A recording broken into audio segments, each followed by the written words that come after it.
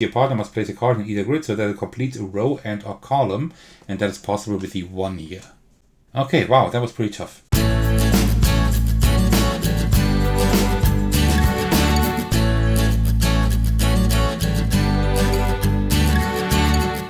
Hey everyone, this is Thecos, and today I'm bringing you my playthrough of Smitten. This is a small game that I got from the Stonemaier Games online shop when I got Libertalia, Winds of Guildcrest, a game that I will bring to you quite soon as well. And this was published, I think, in celebration of the 10th, in celebration of Stonemaier Games' 10th anniversary. This is like a 2-player cooperative micro game. No, I'm just by myself, right? There are no 2 players here, but this can also be played solo. And I want to show that to you. It's really simple. It has like 18 cards only. One thing that is pretty impressive is that like Stonemaier games always feel good in terms of the component quality and things, right?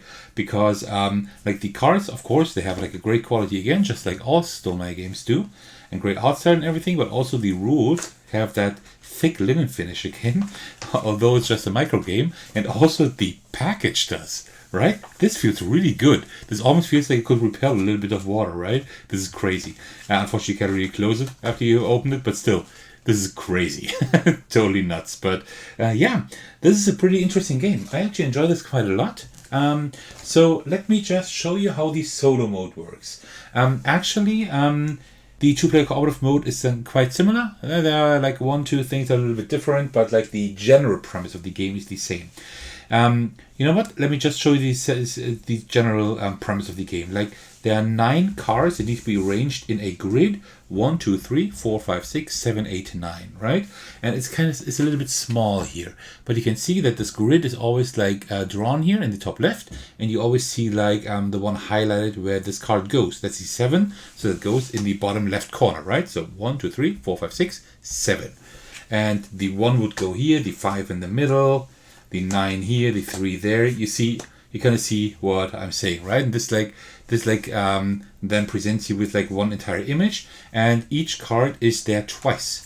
So what we need to do is we need to arrange these cards in a tableau, like in like 2 tableaus, so to speak, right? One from 1 to 9, and the other one as well. And that's pretty much what we're trying to do here. In a cooperative game, like everybody just plays a card, I think. That's how that works. In the solo game, it's a little bit different because we have both hands that we can take a look at, and we always need to play like one card from one hand, and then we can activate, like turn over a card from the other hand. I will show you. The setup is really simple. In general, the setup is so simple that you just have like the deck of cards. I'm not quite sure. I'm probably going to put it here in the bottom left, and then we deal 2 hands of cards. Both have 2 face up cards and 1 face down card, and we have that twice here. All right. So, and what we are trying to do, we are trying to complete these 2 grids, 1, 2, 3, 4, 5, 6, 7, 8, 9, 2 of these grids, and like we have to put like down 17 of these 18 cards, and the last one we can put in as a freebie to complete like the last of the 2 images, right? A turn works like this, that we play 1 card from one hand. So, for example, we'll play that 1 here, and then from the other hand, we would reveal that card, like turn it over, turn it face up, and then we would trigger the text, right? And that is pretty much what we would do.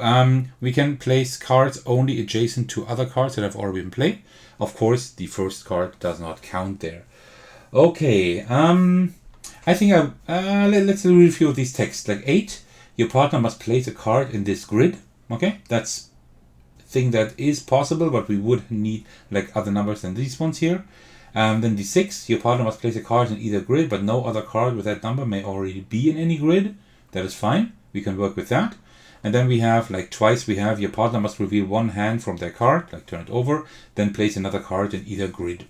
All right, I think I will start with the 6 here. I will put that right here. And then we turn that over. And then we trigger that text, which says your partner must place a card in either grid, but no other card with that number may already be in any grid. And I think I will take the 1 and put it up there. Right, so we have grid number 2 over here and grid number 1 over here. Well, it would be like this then, right? Like this. Okay, it will become a little bit clearer when when I play more cards actually. And that second card we placed from like the player who didn't start, we don't trigger the text there, only from the first one. All right, so and then we draw back up to our full hands of cards. We always start with the player who has actually played a card first, and we always start with the face-up cards first. All right, so we have a few things here. Your partner must place a card in either grid so that it completes a row and or column. Is kind of tough at the moment. We cannot do that yet. We cannot play the 8. We can place a 3. That would be fine. Oh, and we could place a 4. Yeah, that's possible. That would be possible. All right. Yeah, I think that could actually work. Yeah, I think like the best thing that we could do probably now is put the 3 right here, and then it says like we need to be lucky now because like everything else wouldn't really work. But this one, your partner must reveal the top card of the deck, then place it in either grid. Now let's just hope we get something good. So we can now get 2, 4. Oh, we can get a lot. 2, 3. Everything except 7 and 8. That's a 5. That is fine. And we need to put it here because here in the right grid we would have to put it here, and that's not possible because of the adjacency, right? So we place it right here. All right. So we're starting here. That's good. And now we draw back up to our hand of cards here. Okay.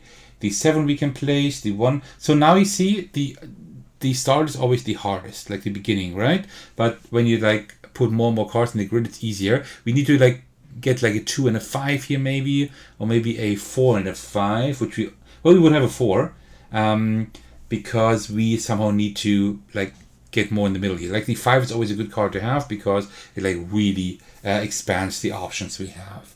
Okay, so 8 would be your partner must place a card in this grid. That is possible, definitely, but I think I would like to place more here. The 4 would be good. Your partner must place a card in either grid so that it completes a row and or column. That's possible. We could put the 4 here and then the 7. That would be actually be pretty good. So I think I will do that. So we put the 4 here. Then we turn that one over. And then we place the 7 here. In here. I also think that I made a little mistake. I think I should have put 1 card face down there, but I forgot about that. So what I usually do is when I have something like this, I just pull these to the left. I just forgot my first round, and then we redraw the cards. All right, so we're done here. So now we put more face down. That's what I should have done last turn as well. And now let's see. So the 1 would be fine. Like the 9 would be... No, well, the 9 doesn't really help us. An 8 would be good. Here, your partner must place a card in this grid. And that would be the 9. That would be possible with the 9. Yeah, I think we could do that. So we will place this one here, the 8. Then we will turn that one over. And then we will place... Well, I could also place the 2, which would almost be a little bit better. Well, it doesn't really matter too much. I think I will place the 9 still. I think so, yeah. Because I don't like to play the 9 for the effect, to be honest. Alright. That was that. And then we redraw cards. Alright, so you see, we're kind of getting there. And you see, it's very, very puzzly because you kind of need to figure out which cards you play, which effects can you actually trigger. Because sometimes you can't really trigger the effects, right? So the 5 is pretty interesting. Choose higher or lower. Your partner must place a card in the other grid that is higher or lower than 5. That is, of course, in a solo game easier because you see all the cards. In a cooperative game, it would be it would be a lot harder, right? Because maybe the opponent doesn't have a higher or lower card. So yeah. So let's see what we could do. I will play the 2. I will have to play the 2 here. Yeah, I wanted to play it there, but I have to play it here. Your partner must play a card in either grid and trigger its instruction. And then I will play the 4, I think, right there. And trigger the instruction means your partner must place a card in either grid so that it completes a row and or column. And that is possible with the 1 here. Okay, wow, that was pretty tough. Okay, so we draw 1 face down here and 2 face up. So we're almost done. We still need to place 6 cards and then we got it. So we should be fine here, but we still need to get over there. We don't have a 2. 6 we don't have either, but we do have a 5, which doesn't really help us too much. Okay, that's going to be a little bit tougher than I was hoping for. So the 9, your partner must place a card in either grid, but neither player may draw cards this turn. I don't like that card at all, because we always want to draw cards, right? But there's only 1 left, so that would be too bad. Your partner must place a card in the other grid. Could we do that? We could do that. You know what? Let's do that. I'll put the 7 right here, and then the partner must play a card in the other grid, which would be the 5. So, and this, yeah, this card goes over there. So you see, like, this hand of cards doesn't have like a full hand of cards here anymore. So this player, I mean. So let's see what we can do now. One of these two is the 2 that we need, or the 6. Yeah, 2 and 6 are here. So we just need to play any card here, and then we should be able to uncover the 2 or the 6, and then we should be okay. So I think I will play the 9 now here. And it says now, your partner must place a card in either grid, but neither player may draw cards this turn. That's fine, because we cover that anyway. And that's the 2. So we can now play that up here. And now we should be fine. Your partner must place a card in this grid. That's definitely not possible. Your partner must reveal the top card of the deck, then place it in either grid. That's not possible either. But what we can also do, we can always place this card that is face down. That can be a risk during the game, but we know what it is. It is the 6, right? Oh wait, but the 6, your partner must place a card in either grid, but no other card with that number may already be in any grid. Oh no, that's impossible. We cannot play that one either. And the 8, we cannot play either. We can only play the 3, but it says that your partner must reveal the top card of the deck, then place it in either grid. Which is kind of bad, because that means that we lose the game. Because we always need to follow the text on the card, right? And this one says your partner must reveal the top card of the deck. Not possible. We don't have a deck. This one would say place a card in either grid, but that number may not already be present, but all numbers are present. And this one says must place a card in the same grid, which is not possible here, right? So that was kind of a mistake. So unfortunately, we did not make it this time. But let's say we would have made it. Let's just imagine that we would have like completed the 17 cards that we need to complete. Then we could have taken the last card and just placed it here to complete these 2 images, right? They are not centered right now, but yeah, that's pretty cool. It's like cool that they have like this is like 1 image, right? It would have been kind of cool to for these cards to have like different images, but that would not be possible because you could also place that 2 over here, right? So that wouldn't have been possible. So, but that's pretty cool. So that is how you play Smitten. Unfortunately, we did not quite make it, but that already is a pretty good way to go over to my like mini review of the game, like what I think about it. So first of all, like regarding components and everything, this is wonderful as usual. Like with any Stonemaier game, this is pretty much like a given that the components and art and the quality and the art style and everything is great. I really like the art style here as well. Really, really cool. So there's nothing I could say against that. Regarding the game itself, the gameplay and everything, I like the puzzly nature of this. It is very, very straightforward because it is very simple. And also, I don't have the feeling that the solo mode is tacked on. The solo mode is definitely can stand for itself. It works very well, in my opinion. So yeah, and it's a nice puzzle. The amount of table space you need is not too small, but it's still manageable. So you could still kind of play it on the couch or on a small table, right? And you couldn't play it on the plane. You probably couldn't play it. Maybe on the train, I'm not sure. It's a medium-sized amount of table space it takes up, so that's fine. So I do like the puzzle a lot, but the game is very, very prone to lag. I'm not gonna lie to you. This is like my 3rd attempt at recording this video. The other 2 attempts, I started playing the game and I thought like, okay, just with the starting hand, I was not able to put cards in here with the starting hand. This did not happen before too often, but of course, just when I want to record it, that kind of thing happens, of course. But so that is one thing you need to know. This is very, very prone to luck, especially in the beginning. Like after the first 2 or 3 critical turns, like when like let's say like 3 to 5 cards are here in like both grids, like in both grids together, like 2 here and 3 there, for example, then it's getting better because you have more and more options to actually like play different cards. But at the beginning, let's say you have 2 1s and 2 9s. What are you gonna do? You're gonna play the 2 1s because you can't do anything else, right? And then maybe you just draw 2 5s and that's it. Just as an extreme example, but things like that can happen, right? And this happened twice before recording this. I was not able to play beyond my starting hand. So very, very unlucky, very, very unlucky. So that's one thing you need to know. But this game plays very quick. It plays like in like maximum 10 minutes, right? It's a very quick game. It's very quick to set up, as you saw. So it's not too bad. Because you're not playing like half an hour and then realizing, oh, I can't play the rest of the game because I'm so unlucky, or 20 minutes or whatever. It's like a thing, you play like 1 or 2 minutes and see, oh, I cannot win, and you just reset the game. That's fine. That's just one thing to know. Apart from that, if that doesn't bother you too much, this is a really nice game.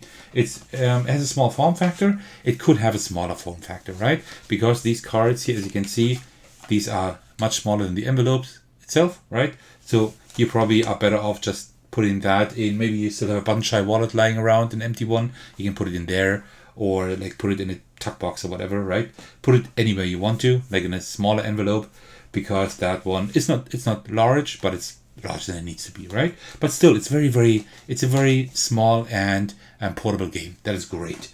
And you can just explain it in like 1 or 2 minutes. You can play it in 10. That's fine. So all in all, I like the game a lot. I think the puzzle is very cool. Art style is very nice as well. It is very prone to luck, and also I'm not quite sure about the long-term replayability, right? I'm not sure if I can play it like another 30 times, right? I think like this is something that like off and on, when I feel like it, I can get it out. I play it in 10 minutes and then I tuck it away again, and after some time I can get it out again. But it's nothing I think that I'm going out of my way to play like 30, 40 times, like back to back. But that's not what it needs to be, right? It is a micro game. It is supposed to be like a small and nice puzzle experience. So that was my not all too successful playthrough of Smitten by Stonemaier Games. You can get that. If you enjoyed what you saw, you can get that in the web store of Stonemaier Games. I want to thank you so much for watching. I hope you enjoyed this video. As usual, I want to thank all of you for your support. Especially, I thank my patrons who are very generous by supporting me on Patreon. The biggest thanks goes out to Thecos, who is the most generous supporter by supporting me at the highest tier. Thank you so much for that. You can do a lot to support me, which I really appreciate, like liking the video, commenting below it, or subscribing to the channel, or even supporting me on Patreon. And you can also join my Discord server in case you would like to hang out with me and my amazing community. Alright, thank you so much for watching. I really appreciate it. I will see you in the very next video or on my Discord server. Take care, everyone. Stay safe and cheers.